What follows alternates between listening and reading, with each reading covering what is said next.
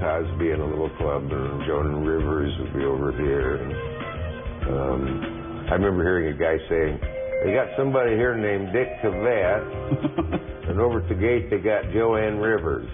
Which one do we want? Never heard of either one of them.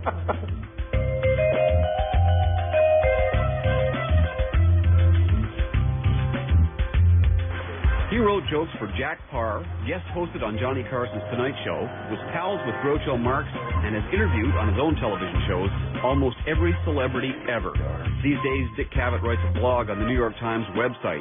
He's long been one of my personal heroes, and when we met in New York, I found him to be just as nice in person as he was when he was on air. Dick, I have to say that in getting ready to talk to you, and I'll get the bootlicking out of the way right now, I've been a fan of yours for decades. And in You're not old enough to have decades. Oh yes, I am. And I realize that there is such a rich history of professional anecdotes and material in your life that I was almost overwhelmed. I kept thinking, where do I start? And then I thought, maybe that's where I'll start. Have you ever had that experience? Where you knew so much about the person that you couldn't figure out where to get a toehold? I also had it in writing. I had it a week ago when I was turning in my New York Times online blog for people who look for it in the papers, online, on Marlene Dietrich. And I thought, I've got 5 to 10 times this much for this column.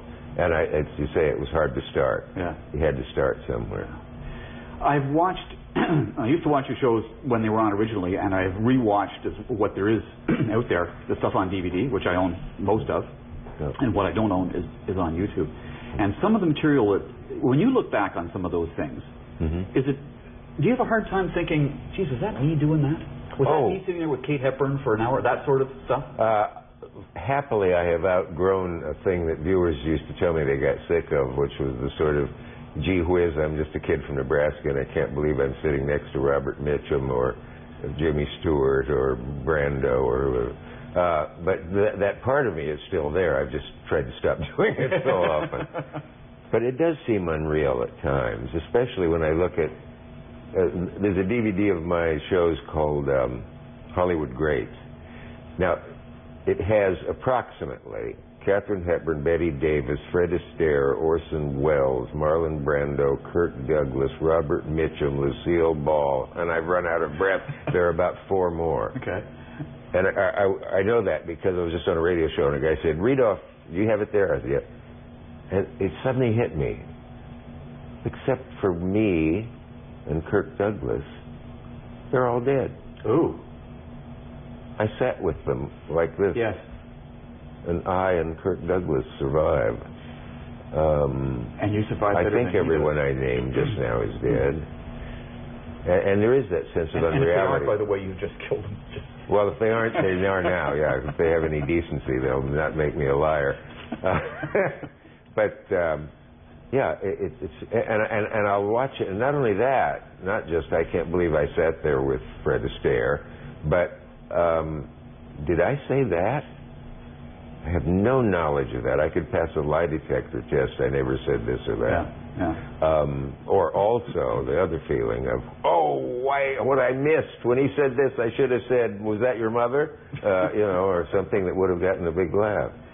I want to ask you a little bit about writing in the early days, because in one of your blogs, you actually talk about the skill that's required to have the right ear to write for certain people. Because you wrote for Carson, you wrote for Parr, you wrote for these guys who each had, and Groucho, each of whom had their own way of delivering something. And to be successful in that regard, you have to know how to write for that voice, right?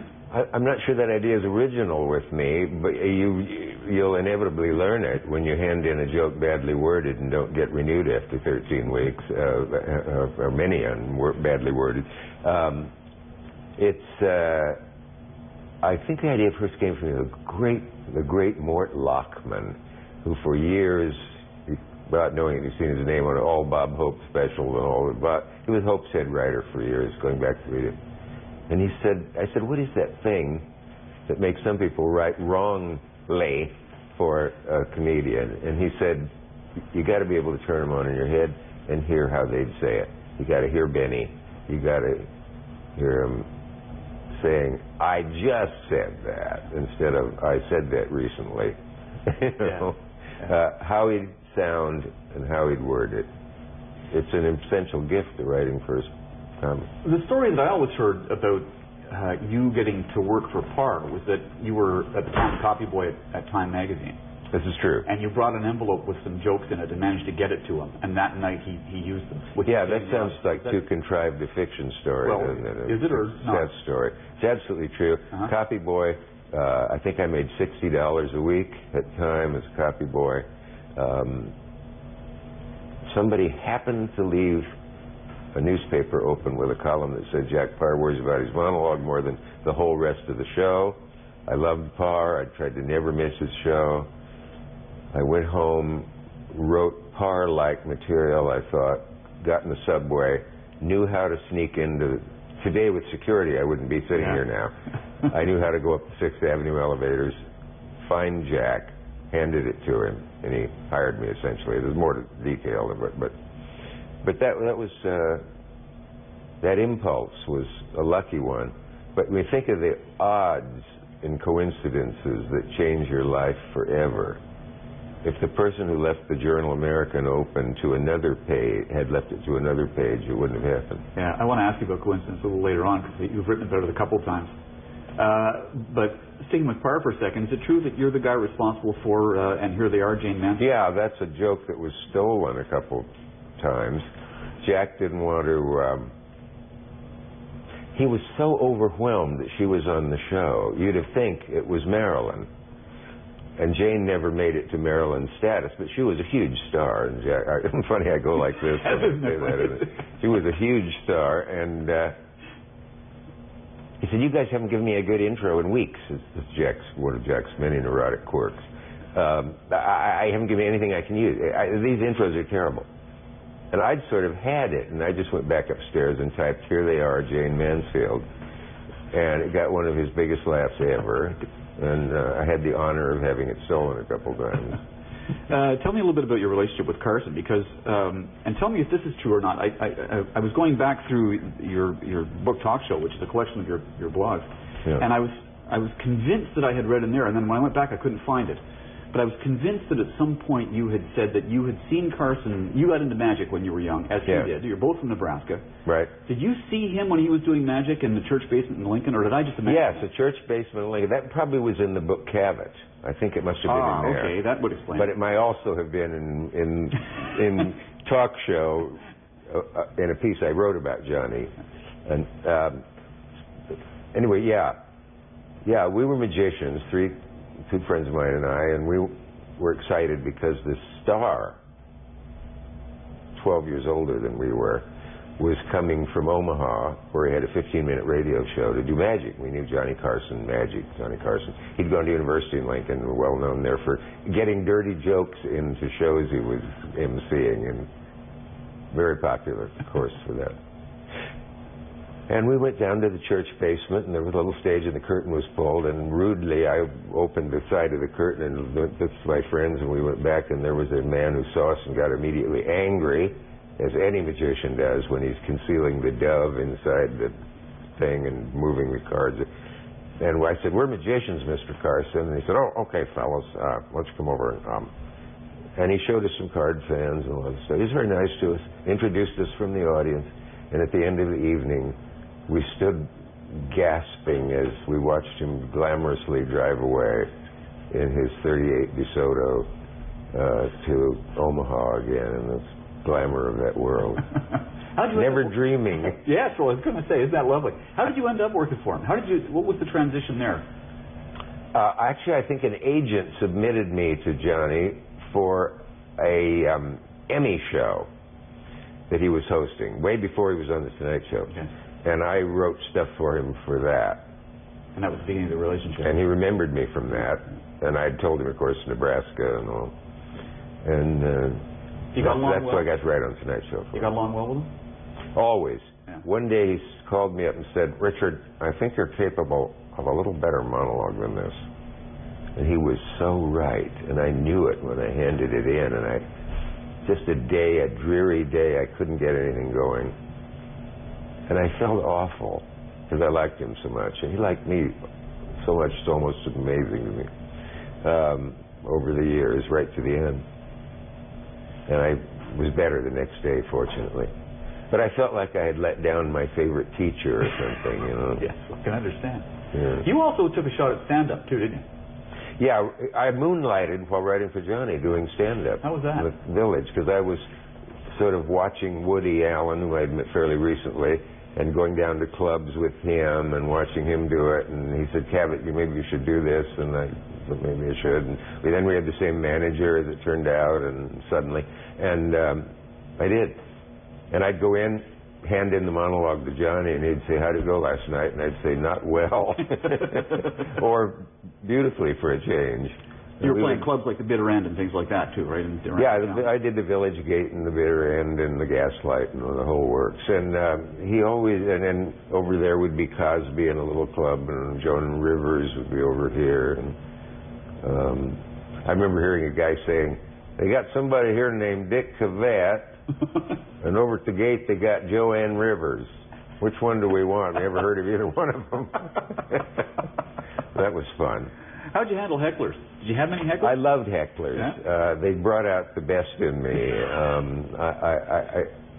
They quicken you, they enliven you, and I guess through years of studying Groucho Marx and whatever other influences made it easy for me to, in a way, and you get such credit for a laugh you get off a heckler because they know it's not part of your written act. And they're all on your side, essentially, at that moment. Essentially, except for one audience at the Hungry Eye in San Francisco who hated me on sight, and this was mutual. And they, at one point, I just had it. I just said, why don't you all get the hell out of here? I have an old audio tape of that. It's fun to listen to. And with this, two, what Lenny Bruce in dubious taste would call two diesel dykes, sitting in the front row with their boots, cowboy boots up on the stage, one of which I kicked off the stage and said the stage is for the performers. You could see it was not a pleasant evening. They went to the door, and as they were walking out, as I'd invited them to, one of them yelled, I yelled after them, there are no refunds. No laugh. And she said, we'll take a chance. And she got a laugh. I hope she's well and happy today. Now, I just finished reading James Wolcott's memory of coming to New York in the 70s, Lucking Out, his memoir is called. Mm-hmm. And it was after as I was preparing for this interview and after I'd read your book, and I was amazed to discover that it was basically a show of yours that was responsible for us having James Wolcott now, who I think is one of the greatest writers out there. I love his material. But as a student, writing for the student newspaper back in Maryland, I think it was, he watched the Gore Vidal, Norman Mailer episode on your show, wrote a piece about it that got published in the student newspaper that somebody sent to Mailer, and Mailer sent him a letter of introduction to Dan Wolfe, who was editing the Village Voice, and that's how it all began. That's an amazing story. It's as incredible as taking a monologue to Jack Parr. You don't believe that, do you? I thought it was pretty good. I love the Wolfe. I love his stuff, as they say in this business. By the way, remember how Johnny would always say to a new comedian, some great stuff. And somebody said, Johnny, Mike, tell him his performance was good too. Some great stuff. I'll be using it later. I love the whole Walter thing there. Yeah, that Mailer Vidal show should be available to everyone once in a lifetime. It's incredible. I've given DVDs of it specific. It's not on any of my DVDs because it didn't fit the categories for comedians, rock, whatever, John and Yoko.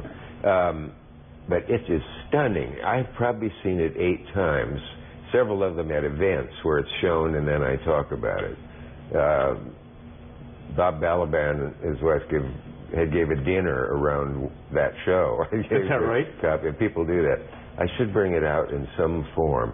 The highlight, the nastiest moment is on YouTube, but the beauty of it is the way the show develops, from politeness to minor hostility to major hostility to near physical blows, and Norman's drunkenness and the great Janet Flanner, who in a way steals the show. Yes. Great lady. When you turned, in the midst of that, when you turned your chair to face Naylor. So basically put a join team the up team against the three of you and the audience who were against him as well. Made it even feistier. What I thought was so amazing, though, and having read your subsequent to that, was that you and he got along. He rolled with all of this stuff. In fact, I think he just reveled in it, didn't he, Naylor? He not only liked it, he liked anything that he called an existential caper. I think that's how he justified some of his loutish behavior in public and other things. Great writer, of course. There needs no ghost to come from the grave, my lord, to tell us this. But he enjoyed the spectacle and certainly enjoyed the attention, and wrote a book about that night on that show. I can never think of the title. It's a long title. It sounds something like something observed with photons in the night of electronic glitches or something. But under Mailer, I guess it could be found. And I didn't know I had a copy of it until years later. I must have brought it home one night in my mail or something, and years later opened this thing, and there was a whole book about that show, and written in the front by Norman, to Dick, in memory of something that passed in the night. Norman. Tell me about the booking of a show like that, because having done almost similar things in my venue over the years, I know how difficult it is to get people to agree to come on a show where they think they're going to be confronted by somebody that they really don't like. Yeah. But that happened a number of times on your shows, because I'm assuming it was done intentionally, so there would be some sparks. Some good television. Oh, occasionally, yeah. I mean, often I was surprised. There would be someone I thought I would like and didn't. I never booked. Care to share? What? Care to share? Something you thought you'd like and didn't? One of Franklin Delano Roosevelt's unremarkable sons was on once, and I remember suddenly becoming irked at him. And I asked him about something, and the answer was cryptic and bizarre. And I said, "Do you think you could bring yourself now to address yourself to something resembling what I just said to you?" And there was a cruel applause from the audience. I don't know why I pick on him. Bill Buckley didn't like me the first time he came on, and I was nervous about him. And at one point I said, "I'm not familiar with that." And he said, "You don't seem to be familiar with anything." And I thought, what a crappy thing to say. But I didn't have the wherewithal. I was so stunned at that point, and I just said something feeble like, "Oh, I'm familiar with everything," or something. But you ended up years later, we became friends, and I had a great opportunity to correct him when he misattributed a quote of Oscar Wilde's to La Rochefoucauld. And I told him, and I said, "I hope that my correcting you on the air doesn't embarrass you." And he said, "I come here to be educated." So we were good friends. Some of the interviews that you've done, I know what I hated Al Capp. Al Capp. Well, Al you know, Capp, the cartoonist. well, he was an irascible bugger anyway, wasn't he? Yeah, he was a loutish swine. But as I say that, I can hear someone saying, "You can't speak irreverently about the dead." Why the hell not? Does making you die suddenly make you not a loutish swine? Do we have to say something nice about Goebbels, Himmler, and Hitler if their name comes up? Because they're dead! Anyway. I watched the interview that you did with Sly Stone, and I just kept thinking, man, this was like heavy lifting. I suspect he was stoned. And no pun there. Yes. No. I think a large of the content of the pharmacopoeia was circulating in his body at that night. It's hard to know what to do when what you're getting back are not necessarily even words. They were not. It was non sequitur. Everything he was saying was a non sequitur. It made no sense. Yeah. And watching that, all I could think of was, what's going on in Cavett's head right now? Where does he go next with this? How does he respond to that? But I had the good taste to invite him back, and he was really great on a later show. He was a different man. It was interesting, the two stones. I also watched, and I had not seen this originally, and I found it on YouTube. People can find it there. But on the day of Woodstock, you did a show with the Jefferson Airplane, Stephen Stills, David Crosby, and I can't remember who else. Joni Mitchell was there. Going for the youth vote. And you came out. I mean, the set looked like it was made out of, it looked like Naugahyde mushrooms that everybody was sitting on. And you came out with a little bandana around your neck. Oh, I know. Somebody tied that damn bandana on me at the last moment to make me look groovy, a word fortunately we've now outlived. And on camera, I think, I said, this isn't making it, and took it off, didn't I? You did, yes, you did. But Joni Mitchell, the funny part of that show, because her agent had denied her getting to go to Woodstock. She said, you need the Cavett Show at this point in your career, or any television show. So I guess maybe in the fictional version it would be, you're not going to some farm and entertain 200 hippies out in the mud, or maybe 140. What was it, 15,000 or something? Whatever, who knows? Yeah, and so she had to stay and do my show. But then the other guys came here from Woodstock. What on YouTube would those? They showed the mud. Was it Crosby's pants with Woodstock mud on them? Yeah. What would they sell for now? Good Lord. He showed us to think. The other one that I watched too that I've always found fascinating, and we were talking about it before, the crew and I were talking about it before, your Kate Hepburn hour-long piece that you did. Yeah. That my understanding from what I've read about that was that you actually were shooting, when you shot that, that wasn't when you were supposed to be shooting the show. It was the day before. That's right. She had said she didn't want to do the show. Her friend Irene Mayer Selznick, I think, convinced her maybe she ought to think about it. Then she said, well, Mr. Cavett, this is on the phone, maybe we'll just try it, and if we don't like it, we'll burn the tapes. And I thought, yeah, burning the tapes is good. Greenbacks winging out the window in $1,000 bills. I said, sure. Yeah, and the point is, when she got there, she was there. No one else had ever asked to come and see the studio on days before they did the show. Nobody. And she came, tested the chairs, hated the carpets, and that beginning is on YouTube. Yes, Katherine Hepburn rearranges the furniture. It was the only good idea I ever remember having in television. Let's run the cameras while she's there and not tell her, and I'll take the blame, and maybe, since she probably won't do the show, we'll at least have a souvenir of it. So there we preserved the stagehand saying, well, if we unscrewed that, don't tell me what's wrong, just fix it. When she moved the table and told the crew that she had a card. Yeah, I don't have a card, don't worry. Yeah. But the key word was, well, why don't we just do it now? Okay, I was going to say, how did you ease into a dirty trick on her part that made the show wonderful. She wouldn't shut up, is a horrible way of putting it. I was just thrilled. She just talked for an hour and another hour, and then I had another show to do. We had run into evening time. And she said, well, you called it off. And she came back and did more. So that way I was able to get 2 90-minute shows with 25 minutes left over that I've never seen, that are on the DVD, that Hollywood Greats, that has Hepburn on it. Wow. It was a dazzling personality display. And quotes. And she was good, too. Sorry. Quotes from it still pop up today in other contexts about her. Yes, they do. Yeah. For some reason, my mind just went to the bit where she and Tracy, whom people had said, don't dare mention him, but after a while I did. Had to, I thought. When they were in Olivier's dressing room, I don't know if you remember this, and Olivier was putting on a nose and putting on some latex here, and Tracy said, who do you think they're going to think you are, Larry?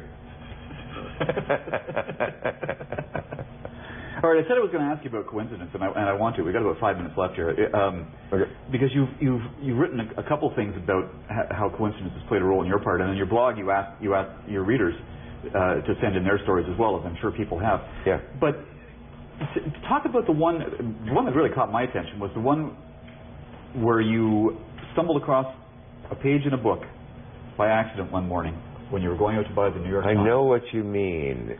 Winter house outside New York for weekends. Went to it. I think it was Woodstock, New York, or Stockton, New York, or something with a stock in it. And I went out to get a Sunday paper. Got lost coming back. I thought, I think it's this street. I'll try it. There's a lot of cars. Something going on in the yard of a school. It was a big book fair. I thought, gee, I'd love to stop and look at a book fair, but there are no parking places. Then a man pulled out. That's the first key to the plot. I pulled in. I didn't have much time. I went to a table full of books. And I thought, just to see the quality of the book, I picked one up, opened it, to a paragraph where I caught a word, Montauk. The whole sentence was, Montauk would not show its face for the fog, and Harrison was disappointed because he wanted me to love the house as much as he did. I had just bought that house the week before. I think that's incredible. Built in 1890. Yeah. Now, what are the odds? That street, the guy pulls out, thousands of books, I pick up one. And open it to that page. And the title meant nothing to me. Yeah. For those who will write in and ask, it was called Who Tells Me True by Michael Strange, a woman who had married John Barrymore and Harrison Tweed, from whom I had bought the house. That place, which was colloquially known as Tick Hall, was the place that you lost in the late 90s. You lost everything when that place burned down, didn't you? Luckily, I had an apartment full of some things in New York at the time. Yeah, but you do. It's funny when you lose a house. It's not funny at all. A woman in the grocery store said, this happened to us 2 years ago, and I must warn you that once a week for years, you will think of one more thing that was in there. And it's so true. Is it true? Yeah. Where would be my letter from Ralph Richards? Oh, no. Oh. Of course it was in there. But you rebuilt it exactly the way it was. Yeah, my late wife had the genius idea that never would have occurred to me. Put it back. As it was. And you did. How long did that take? 3 years? 3 years? It took a couple of years. Yeah? Better part of a year and a lot of another year. Put it all up. Okay, we got about a minute left, and I'll ask you the question that you've said in your blog. People seem to ask you all the time, and I'm going to be like the people who write. Maybe there'll be time for the one you thought you didn't dare ask me too, if we heard. Yeah. Okay. Why aren't you back on TV? Now you'll say, of course, they have to hire you back, but do you miss it? Now, at the moment, I'm really in the mood to do it. Yeah. Yeah, I'd be happy to do some kind of show or series of shows or something. They're not all going to be as much fun as the Mel Brooks thing was on HBO. By the way, it's on HBO Go now, a fan recently told me. I don't even know It's gone off HBO On Demand, but it's on HBO Go, and you get it on your iPod or whatever. Oh, it's one of those deals. Oh, I see. A new platform, as they say. Mel Brooks and Dick Cavett together again, a catchy title. It was. But that was it's the funniest thing I was ever involved with. But yeah, at the moment, I've been able to get along without doing these shows, and a sane person would wonder, why would you want to do something? Well, nobody does 90 minutes anymore. We had real men back then. 90 minutes, 5 times a week, full of the headaches and tensions and dangers. And as soon as the wave, you've gotten back up on your knees from that wave knocking you down, there's another one coming the next day to get you again. And so it was full of exhilaration, heartbreak, thrills, the obvious perks that go with being recognized, which is of dubious value after about 2 weeks. Well, I don't say this to many guests. In fact, I don't think I've said it to a guest before, but it has been an honor, and you are one of my heroes. And oh my God! I really appreciate you doing this. Well, I'm glad you didn't tell me that before. I'd have felt obligated. Yeah, oh, by the way, you're not so bad yourself. Oh, thanks. Yeah.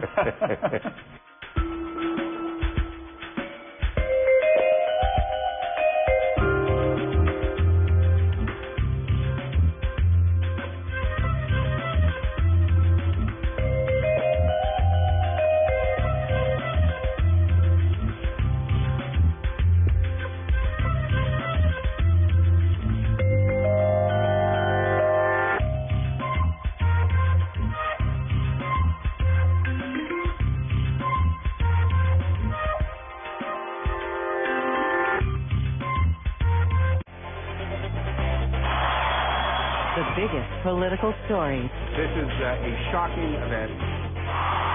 The best source for public affairs. We hope that we can make a change. Come back to what was going on in the Putting country. headlines in perspective. In depth. Engaging. Always on target.